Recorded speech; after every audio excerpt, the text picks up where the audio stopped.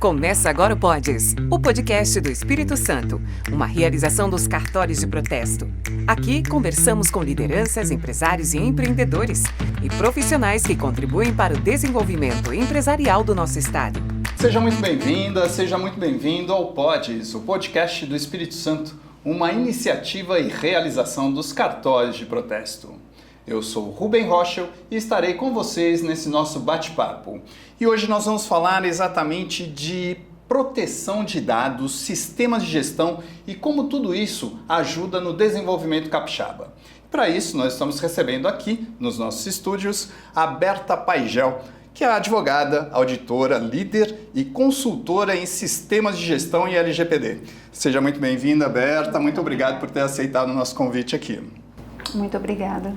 Berta, para a gente começar essa nossa conversa, eu queria saber de você o seguinte: o que é LGPD, né? E qual que é a sua importância para o Brasil e aqui para o Espírito Santo? Então, LGPD é a sigla que a gente usa para se referir à Lei Geral de Proteção de Dados. Tá? Então, a Lei Geral de Proteção de Dados, ela veio exatamente para regulamentar como as empresas públicas, privadas, inclusive pessoas físicas, vão fazer para regulamentar os dados que elas têm ali um manuseio durante os processos delas de negócios de cada empresa. Então, a LGPD, a finalidade dela é exatamente proteger os dados dos titulares, de pessoas físicas. Então tem a ver com a questão da privacidade individual. Exato, privacidade individual. Quando a gente fala de dados, né, a gente fala de dados pessoais e esses dados eles são classificados dentro da lei. Então, dentro da lei, a gente vai ver uma categoria de dados que são dados sensíveis. Esses dados sensíveis são dados que são relacionados à religião, a dados de saúde principalmente. São dados que não podem ser expostos de maneira alguma. Então, assim, é somente aquele controlador, que a gente chama na Lei Geral de Proteção de Dados, que são as instituições que detêm o controle daqueles dados que são tratados internamente dentro dela, que podem ter acesso. Então, por isso que a lei vem para regulamentar tudo como que será feito esse tratamento. Tá? Então, a privacidade de dados é um direito do titular dos dados. É um direito, eu como titular de dados, você como titular de dados, é nosso direito a gente ter nossos dados protegidos. E, né, a gente fala muito da questão de proteção de dados e hoje a gente vê que acontecem muitas fraudes, né? Muitos golpes, Muitos golpes e por que a lei veio? Porque isso já acontece há muitos anos, né? Então, assim, a lei ela veio exatamente para quê? Olha, isso não pode, apesar de continuar acontecendo, mas hoje a gente tem a lei, tem sanções, tem penalidades para quem descumpre e deixa vazar os dados dos titulares desses dados, né? E tem uma pessoa que faz esse controle? Como é que funciona isso? Então, atualmente a lei ela estabeleceu que quem controla a nível nacional a instituição que faz toda essa fiscalização é a Agência Nacional de Proteção de Dados. Certo. Né? Mas quando a gente fala na esfera das empresas, dos negócios, a gente usa esse termo controlador porque é cada empresa, cada pessoa física, cada pessoa jurídica, seja de direito público ou privado, que vai fazer o quê? O controle desses dados. É o chamado DPO, é isso? Então, o DPO, ele é um termo, é uma sigla em inglês que a gente usa para... É um agente de proteção de dados, na verdade, a tradução, entendeu? Então, esse agente de proteção de dados, ele é responsável dentro da empresa por proteger esses dados, por obedecer todos os requisitos, fazer toda a adequação à Lei Geral de Proteção de Dados. Então, a gente chama esse DPO, que a empresa ela tem que nomear esse profissional. Certo? Isso é obrigatório, Berta? É obrigatório, é um requisito legal. Quando a gente faz a implementação, vai fazer a aderência, né, ou a implementação, o atendimento aos requisitos da LGPD, a gente precisa definir esse DPO, a gente precisa definir esse encarregado, esse agente. Usa muito também o termo encarregado, que é o mais correto. encarregado de proteção de dados. E aí, essa pessoa, ela vai ser como se fosse na verdade, ela é a gestora de todo esse processo dentro da empresa para controlar toda essa sistemática de proteção de dados e garantir que esses dados estejam de fato protegidos para evitar vazamentos. E quais são os riscos? É isso que eu queria saber. Quais são os riscos desse vazamento de dados? Então, os riscos dos vazamentos de dados, eles vão atingir direitos diretamente dos titulares dos dados. Então, assim, quando há um vazamento de dado, a consequência é o seguinte: a empresa ela tem o controlador do dado, que seja empresa pública ou privada ou pessoa física, ela tem que imediatamente, a lei determina o quê? Que ela precisa fazer a comunicação desse vazamento. E a gente vê muito aí empresas maiores fazendo essa comunicação. E por que a gente sabe que esses dados são vazados? Porque a lei determina que, uma vez esses dados sendo vazados, tem várias sanções. E uma dessas sanções é a dar publicidade que esses dados foram vazados. Porque se eu tenho um dado lá em uma operadora de telefone, a minha operadora de telefone, há um vazamento daquele dado, ou banco, vamos colocar assim, é claro que essas instituições elas têm um controle rigoroso de sistemas de gestão de informação. Mas acontece. Exatamente para isso. Mas se acontece, que acontece, né? A gente sabe que acontece. E acontece muito, né, Berta? Sim, muito. Em que acontece? Por que eu preciso saber? Por que a lei dá a publicidade? Porque eu, como titular, tenho que saber que meu dado foi vazado. Os meus dados foram vazados. E para eu poder tomar providência, porque pode ser por conta desse vazamento que eu acabei caindo num golpe, numa fraude, aquele dado vazou. E aí, o que eu posso fazer? Eu demando juridicamente, eu vou fazer uma ação judicial contra aquele controlador de dado, aquela empresa que não tomou as medidas suficientes para proteger o meu dado.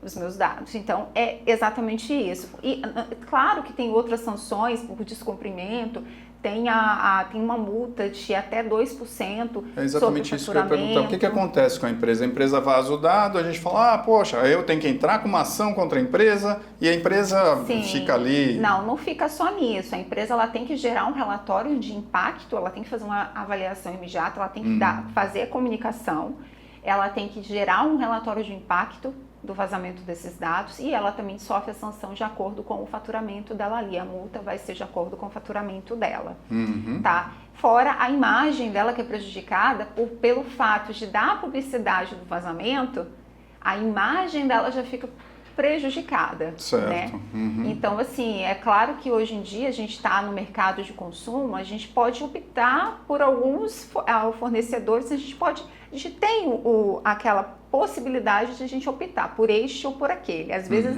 nem sempre, mas se eu vejo que é uma empresa que eu corro risco, que acontece com recorrência, eu não vou querer ficar.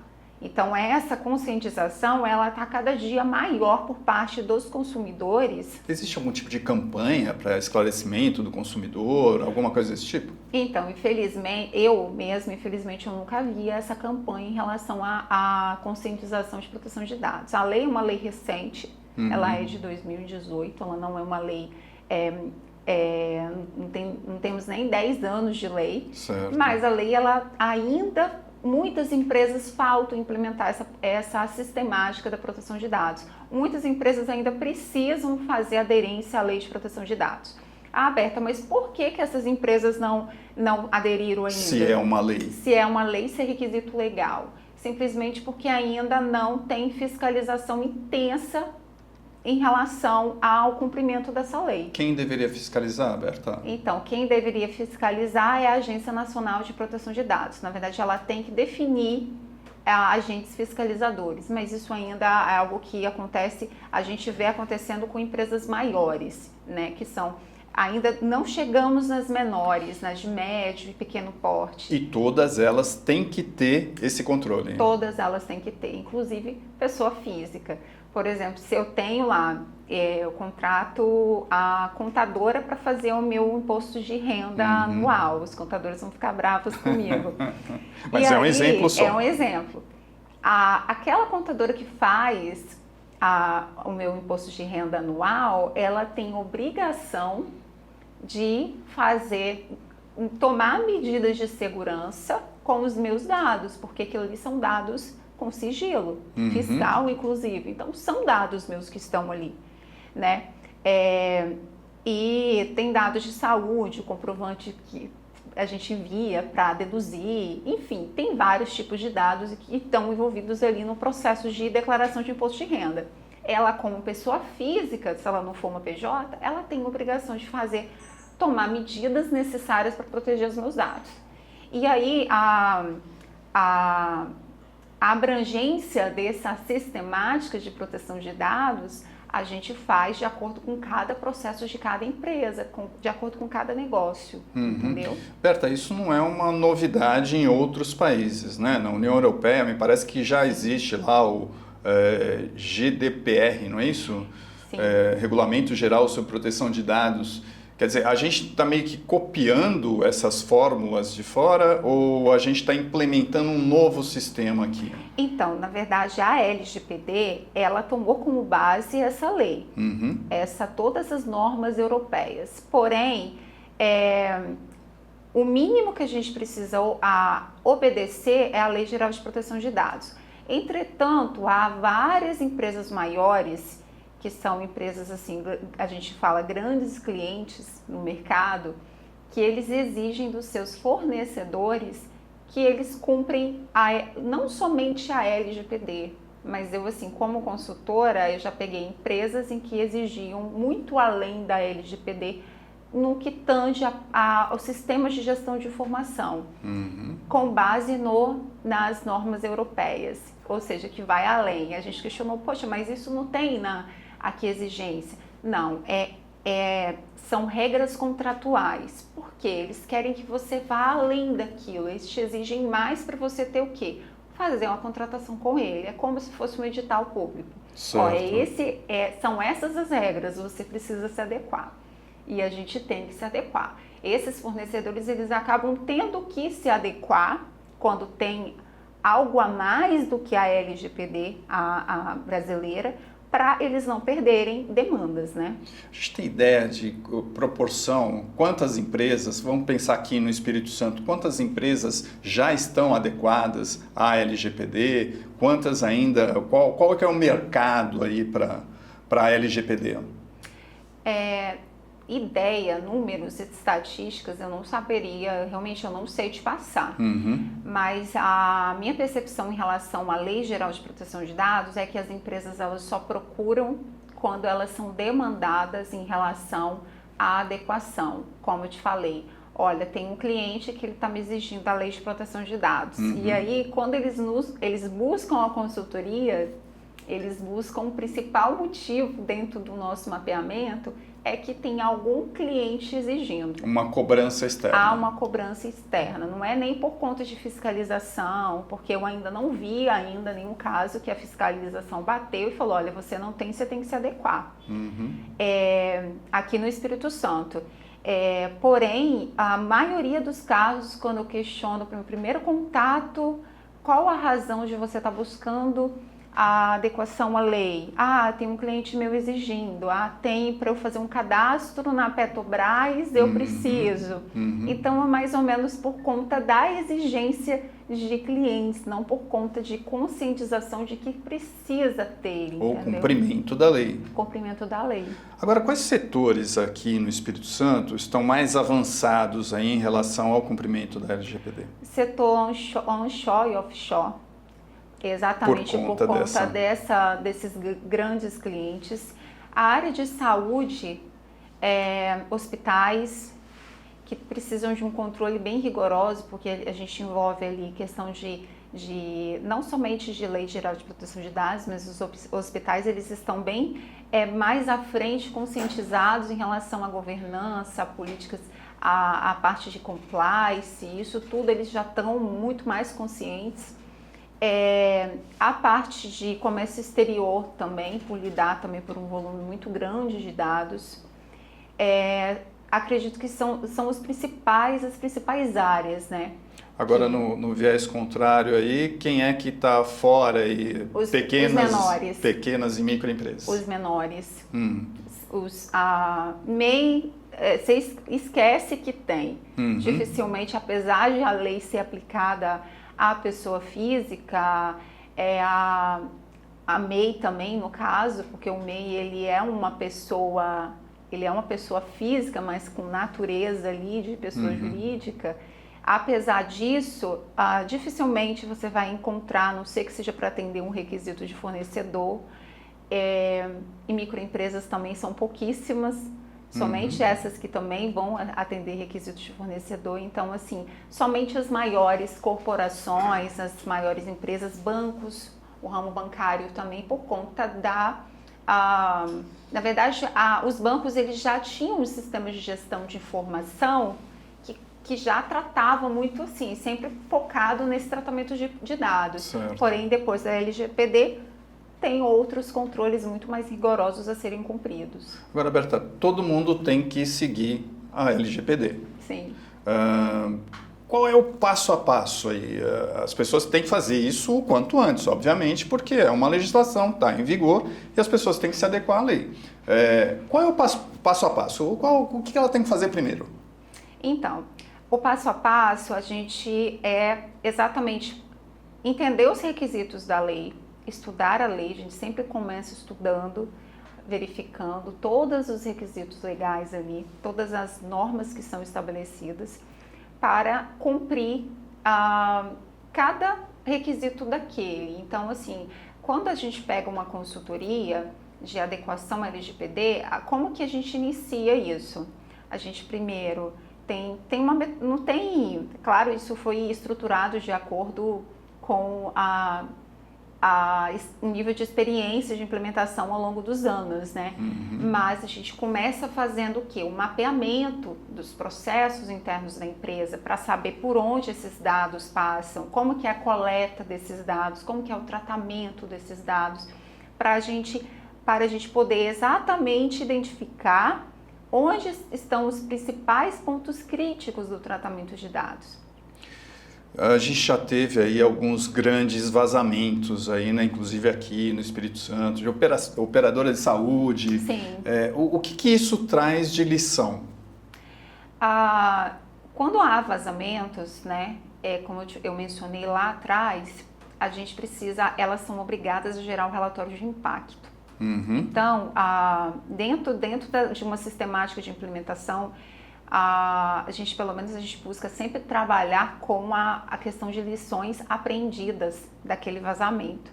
Então, como a lei, a sistemática do tratamento de dados, ela é com base na abordagem de riscos, né, daquele vazamento, então se faz uma análise crítica daquele vazamento, as lições aprendidas, elas devem ser incorporadas nos procedimentos, nas normas internas de tratamento de dados. Exatamente para quê? Para evitar que aquela não conformidade, que é o vazamento, venha a ser reincidente. Estava aqui pensando, Berta, há espaço aí para as startups capixabas, né, que a gente tem aí um boom de startups, se destacarem oferecendo algum tipo de solução em LGPD?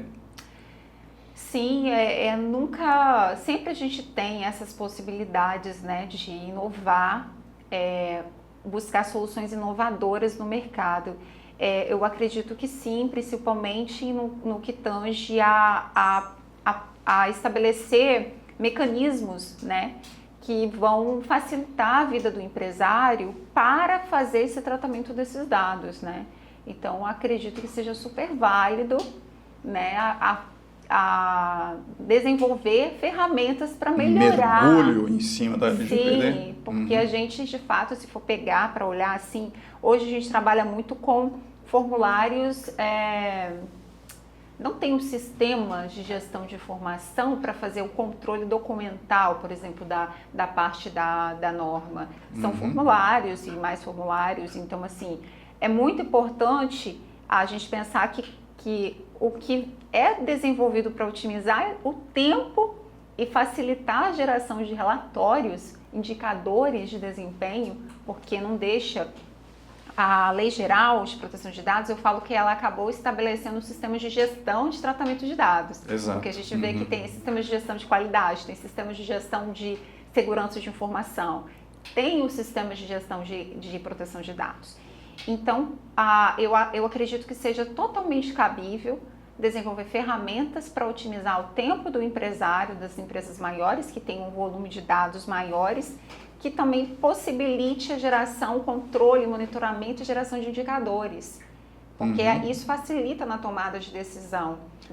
E também poderia auxiliar aí as pequenas e médias empresas, né? Sim, também.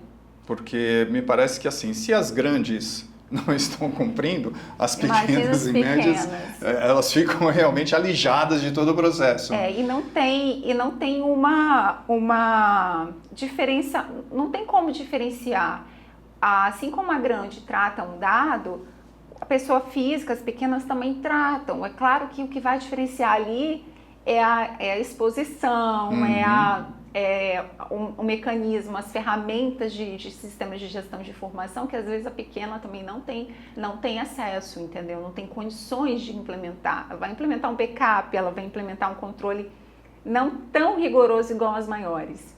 Agora, Berta, você que está aí atuando nesse nicho já há algum tempo, como é que você vê o futuro da LGPD aí nos próximos anos? Eu vejo que em determinado momento vai aumentar sim a fiscalização, quanto a tendência é que aumente essa fiscalização e que as empresas elas comecem a ser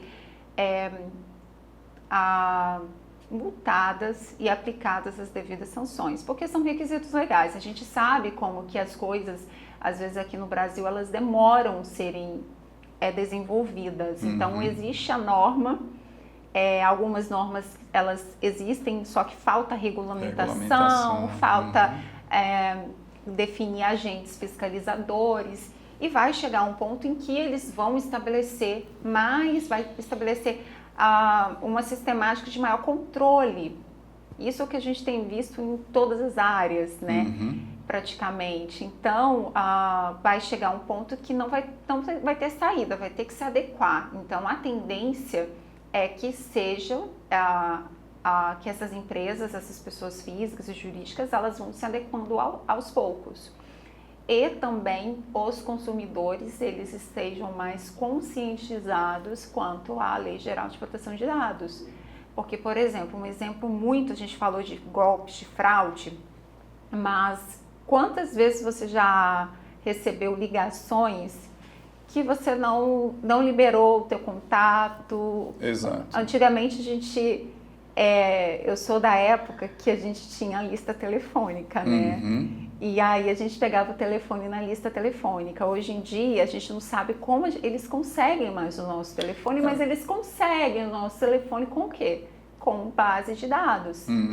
E isso é algo que nos incomoda muito. Às vezes a gente está trabalhando e está ali aquela ligação insistente, não para de tocar o telefone. Então, a tendência é que os consumidores eles estejam cada dia mais conscientes, porque a gente tem aí a internet a gente sabe o quanto que isso ajudou na questão da conscientização, do conhecimento, né, para a educação da população, e cada dia mais os consumidores vão ser mais conscientes e vão exigir também reparações cíveis, né?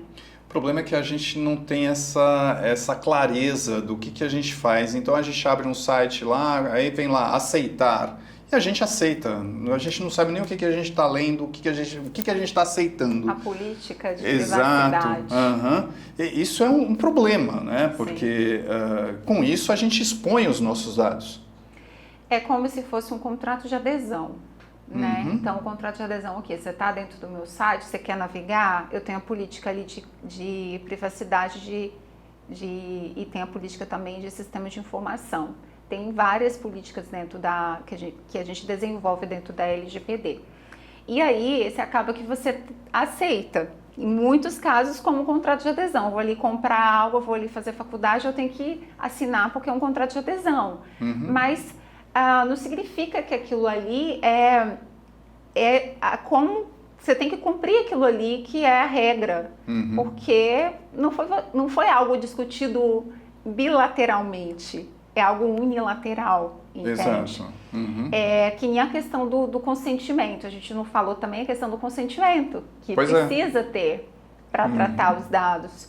Da mesma forma, o uso de imagem, que a gente precisa solicitar autorização do uso de imagem. Tem também o termo de consentimento, né, para o tratamento de dados. E no termo de consentimento, as empresas elas precisam deixar claro para qual a finalidade elas vão usar aquele dado. Então, não pode utilizar de uma maneira diversa do que está previsto ali no termo de consentimento.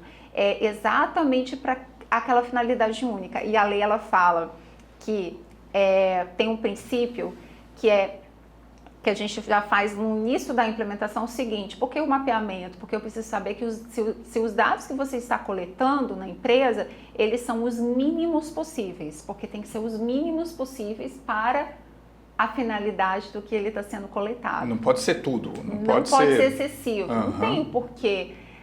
Antigamente a gente via uns cadastros enormes, qual a religião, Exato. qual a sua cor preferida. Não existe isso mais. Não pode, porque é excesso de dados. Não deve existir mais. Então, o primeiro ponto é mapear esses dados para quê? Como é que você está... Quais são os dados que você está coletando aqui? Não, isso aqui não tem necessidade para essa finalidade. Você só precisa destes dados. Então, você restringe para evitar. Porque, às vezes, com os dados de nome completo, CPF, dá para fazer algo? Você pensar pela vertente, aí, olhando pelo lado do golpista, ele consegue fazer algo? Consegue. Sim. Mas, dependendo do que ele vai querer fazer, ele não vai conseguir, porque ele não tem o nome dos pais, ele não tem a filiação, ele não tem a data de nascimento. Então, quando a lei fala do mínimo de dados, é exatamente para isso. Olha, só vai coletar mais dados se for necessário. Berta, mas aí me vem uma coisa assim, essas grandes plataformas aí, elas coletam os nossos dados todos os dias, a todo momento, sem que a gente dê consentimento e sem que a gente saiba, né, minimamente. Como é que fica essa questão? Quer dizer, existe alguma forma da gente se proteger como consumidor? Primeiro passo é a gente começar a ler o que a gente aceita dentro das plataformas digitais, né? Então, assim, Instagram tem, mas ninguém lê. Exato. Mas como eu te falei, contrato de adesão. Você aceita ou você não usa. Mas o principal ponto é ficar atento à questão de vazamento de dados, porque se o seu dado acontece alguma coisa, seu dado é vazado, você consegue às vezes identificar de onde, com base nos seus relacionamentos com fornecedores.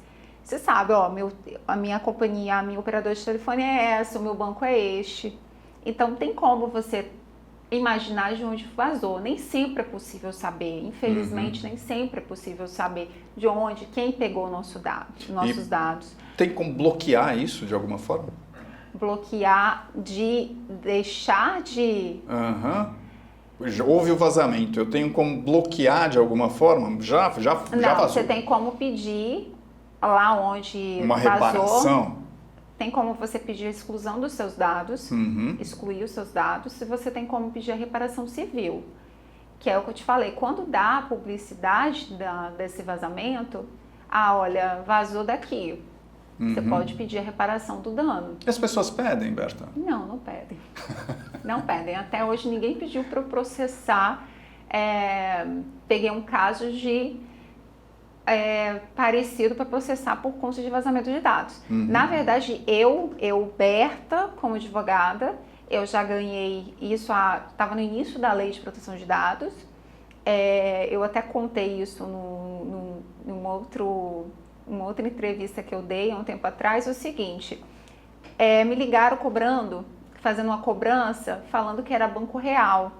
Eu tinha uma dívida com o Banco Real de 2011. E eu tinha certeza, eu tinha o comprovante de encerramento da conta, e eu guardava ainda, tem uma pastinha que eu guardo tudo. E aí o Banco Real, ele teve como sucessor, se eu não me engano, o Unibanco. Isso. E depois do Unibanco veio o Santander. Exatamente. E aí, quando eles me cobraram, eu entrei com uma ação em face, ligaram de uma empresa, não era o Santander, era uma empresa de cobrança e tinha ali todos os meus dados. Ou seja, se tá me ligando falando que eu tenho uma dívida do Banco Real, quem era o controlador daquele dado? O Banco Real. Quem são os sucessores? Eu demandei contra o Santander. Certo. E aí, provavelmente isso acontece com muitas outras pessoas, tá? E aí eu ganhei a ação, porque eu falei bem assim, quem era o controlador, e eu utilizei como fundamentação legal a LGPD. Porque eu falei, olha, apesar de ser, a dívida, mesmo se eu estivesse devendo, a dívida já tinha sido prescrita porque foi 2011. Mas eu falei, olha, tá aqui o comprovante de encerramento de conta, e mesmo assim, dei toda a fundamentação com base na LGPD e ganhei a ação. Perfeito. É isso que a gente deveria fazer. Deveria fazer, mas as pessoas não fazem, né? Não tem essa consciência pelo juizado especial, às vezes, assim, você pode ir lá, que vai conseguir o acesso à justiça para ter o reparo, né, dos danos. Berta, pensando agora, voltando para a questão das empresas aí, que o nosso maior público aqui é de empresários, atuar com a LGPD é um custo ou é um investimento? Implementar a LGPD é um custo ou é um investimento? Então, vai depender do ponto de vista do olhar do empresário. Eu vejo como investimento. Porém, infelizmente, a gente vai ter casos onde o empresário vai enxergar como custo. É mais algo que eu vou ter, e essa é a realidade, mais algo que eu tenho que adequar, é mais uma coisa para eu pagar, porque não é um conhecimento, não é algo que se adequa por envolver requisitos legais, não é algo que precisa-se de uma orientação para se adequar, para fazer aderência a todos os requisitos legais, então acabam que muitos veem como um custo. Só que custo mesmo, eu falo, é a multa que ele vai levar por ele não cumprir a lei. Exato. Custo são as demandas judiciais de titulares de dados que vão demandar e que vão ganhar, porque é requisito legal. Exato, a empresa vai ter que responder por isso. Vai ter que responder por isso, vai ter honorários de advogados, vai ter todo um transtorno, toda uma perda de tempo ali da equipe interna da empresa. Então, isso que eu sempre oriento os meus clientes, tanto na parte de gestão, tanto na parte jurídica, que custo mesmo é o que a empresa perde, o que ela deixa de ganhar. Está mudando aqui um pouco de rumo. Você atua também com normas ISO, né? 9001, 14001, 45001. Qual a importância delas aí para as empresas capixabas? Todas essa série que a gente fala, série de normas ISO, né? Essas normas, elas são muito importantes porque elas vão auxiliar em todo o processo de gestão interno dessas empresas. Desde empresas pequenas até microempresas, até empresas maiores, empresas de pequeno porte ou demais empresas, as empresas maiores. Hoje em dia a gente vê muito as empresas maiores aderindo aos sistemas de gestão de qualidade, a gente vê muito o selozinho ISO 9001, é o que a gente mais vê. Mas por quê? Porque de fato ela agrega, gera uma relação de confiança do cliente com a empresa, porque quando você vê uma empresa que tem um sistema de gestão implementado, você imagina que ela tem um maior controle em relação aos processos internos dela, porque os sistemas de gestão de qualidade, quando a gente fala da ISO 9001, a gente fala de gestão de qualidade, e aí dentro do sistema de gestão de qualidade a gente vai ver toda uma abordagem de risco dentro dos processos internos da organização.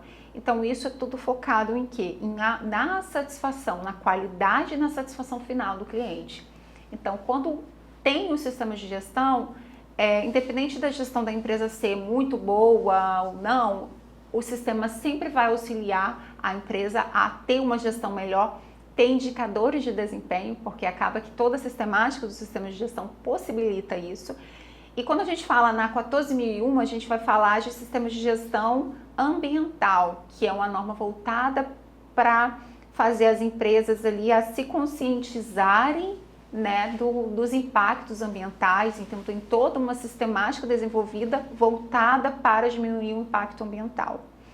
Quando a gente fala da 45001, que era a antiga OSAS 18001, a gente trabalha saúde e segurança no trabalho, né? Então, além de todos os requisitos legais que já existem, né, relacionado à saúde e segurança do trabalho, a norma ela também vai exigir vários requisitos a serem cumpridos, de planos de ação de emergência, de verificação, levantamento dos impactos ali, tudo isso a gente tem dentro dessas normas. Ela tem uma série de requisitos, não são poucos requisitos, mas para quê? Para exatamente garantir que e quando junta essas normas, a gente fala que é sistema de gestão integrado, porque trabalha-se mais de uma norma.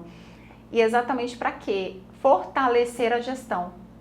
Né? E a gente tem normas aí de responsabilidade social, entre várias outras normas. Tem algumas normas europeias também que grandes clientes exigem aqui que sejam cumpridas, mas que são normas que são inspiradas, né? No estado a gente tem o Prodifor, por exemplo, que é com base na 9001, certo, que é inspirado na 9001. Mas toda essa série ISO são normas internacionais que, quando a empresa implementa o sistema, ela é certificada, então ela passa por uma auditoria. E isso é algo que é contínuo. Então garante passa uma confiabilidade, dá uma credibilidade maior para essas empresas. Essas normas são um diferencial, mas um diferencial necessário. Sim, um diferencial necessário para toda aquela empresa que ela quer realmente atingir o foco dela, que é a satisfação do cliente, a geração, a sustentabilidade da empresa. Eu falo que é muito mais de sustentabilidade do que satisfação, porque a satisfação, ela é o que é a obrigação da empresa. É obrigação ela atingir essa satisfação. Mas todas essas normas são ferramentas para que isso seja atingido com a eficácia ao final, né? Você estava falando aí das auditorias de gestão. Quais são os erros mais comuns aí que você encontra no dia a dia? Os erros mais comuns que eu encontro são a questão de não conformidade. Existem séries de não conformidades dentro da empresa. Essas não conformidades, elas são reincidentes, né? E dentro da ISO a gente tem a ferramenta de tratamento de não conformidade. E as empresas elas não conseguem enxergar que, uma vez tratando a causa raiz dessa não conformidade, ela vai evitar que essa não conformidade ela seja reincidente. E às vezes a causa raiz é a falta de um treinamento de um colaborador, às vezes é um equipamento ali que está faltando uma programação de manutenção preventiva. Então o principal ponto é tem também a questão da falta de conscientização da autodireção das empresas, né? O entendimento. O entendimento de que tem que desenvolver uma cultura de qualidade dentro da empresa. Quer dizer, não basta só cumprir as normas, isso tem que ser uma vivência de gestão, uma gestão de qualidade. Tem que desenvolver a cultura da qualidade dentro dos colaboradores, senão fica só mais ali uma norma para ser cumprida e para de fato dizer que tem, entende? E a gente precisa de fato ter essa consciência de que qual que é o meu melhor, e esse meu melhor é exatamente está relacionado à sustentabilidade da empresa, porque quando você dar o seu melhor, você vai ter a certeza que o seu cliente ele vai sair satisfeito, ele vai voltar, ele vai te indicar, entende? Então, falta muito essa consciência de que não é só no papel o sistema de gestão de qualidade, ele vai muito além disso. Berta, eu estava dando uma olhadinha aqui no seu currículo. O que te motivou aí a seguir tantas formações diferentes, né? De química, comércio exterior, direito... Então, quando a química, eu já não me pertence há muitos anos, né? A química foi quando eu estava fazendo ensino médio ainda, eu tinha um sonho de estudar na escola técnica, que na época era Cefetes. E eu tive um irmão que ele fez lá, eu lembro que na época eu não passei na prova do ensino médio. E eu ficava com aquilo, não, eu quero estudar. Só que eu comecei a fazer o ensino médio e eu com tanta vontade de estudar na escola técnica que eu fui escolher um curso. E eu fui fazer química, eu fiz química, ralei bastante, porque eu percebi que não é uma área que eu tenho uma afinidade, gostava muito, mas assim, eu acho que nem é questão de afinidade, não é uma área que eu era um nível de intelectual maior, porque eu tirava notas medianas, principalmente em química orgânica, eu era péssima, mas eu conseguia atingir a média. E depois que eu saí do ensino médio, da química, eu atuei durante 3 anos. Eu tentei fazer faculdade, eu ainda tentei, eu falo que eu tentei porque eu tentei de fato, mas na época a empresa que eu trabalhava, o laboratório, ele não liberou para eu fazer e só tinha o período da manhã, que eu queria fazer farmácia. E aí só tinha de manhã, na época. Eu lembro que eu queria fazer o VV, e aí ele falou, não, eu falei, poxa, mas o laboratório é só eu aqui, a farmacêutica, deixa eu sair mais tarde, ele não deixou. E na época eu fiquei revoltada com aquele fato e falei, eu vou fazer alguma coisa. Eu escolhi ir para a área de comércio exterior, que é a área de gestão. Eu aprendi muito sobre parte de administração, gestão de recursos humanos, e nessa época que eu entrei para consultoria de gestão, que foi em 2008 e eu trabalho com consultoria de gestão desde então. E sempre fazendo implementação de normas ISO 9001. Depois eu resolvi fazer direito porque eu queria dar continuidade aos estudos. E aí quando eu fiz direito, eu gostei também do direito, aí eu falei, deixa eu ver o que eu vou fazer aqui. Tive a intenção de fazer a transição de carreira, porém a consultoria sempre me demandava. E eu percebi que a consultoria é algo que eu gosto muito de fazer. Já estava com o pé ali, fincado. Exatamente. Aí acabou que eu juntei dentro do jurídico uma parte voltada principalmente porque a minha especialidade é direito médico. E aí eu voltei uma consultoria, dentro da consultoria de assessoria jurídica, a gente volta muito para a questão da blindagem jurídica de clínicas e consultórios. Então a gente modelou um produto para isso, juntando esse conhecimento. E eu fiquei muito feliz porque eu continuo na área de assessoria, de consultoria, e pude juntar esses conhecimentos, né? E quais os próximos passos agora, Berta? Profissionais. Profissionais, então, eu pretendo me manter, né? Eu pretendo me manter na parte de, não tenho pretensão nenhuma de parar de fazer o que eu estou fazendo atualmente, mas eu gosto muito de estudar por hobby e eu ainda estou fazendo outros cursos, enfim, atuo com projetos sociais. Muito importante. Que é muito importante, que acho que todo mundo deveria fazer um pouquinho, né? Eu participo de uma ONG, onde a gente trabalha mulheres em estados de vulnerabilidade social e a gente foca muito na questão do empreendedorismo também, né? Para essas mulheres, o foco é fazer a inclusão produtiva e financeira delas. Mas sigo estudando aí, me atualizando, porque é uma área que a gente tem que se atualizar sempre, né? Berta, muitíssimo obrigado por partilhar com a gente aqui um pouco, né, dessa sua trajetória, todo esse seu conhecimento, essa visão de LGPD, de normas ISO, né, que são tão importantes aí para o desenvolvimento capixaba. Muito obrigado por participar aqui do Pods. Muito obrigada pelo convite, gente. E ficamos por aqui com mais esse episódio do Pods, o podcast do Espírito Santo, uma iniciativa e realização dos cartórios de protesto. Até o próximo. Esse foi mais um episódio do Pods, o podcast do Espírito Santo, um projeto dos cartórios de protesto. Até o próximo episódio.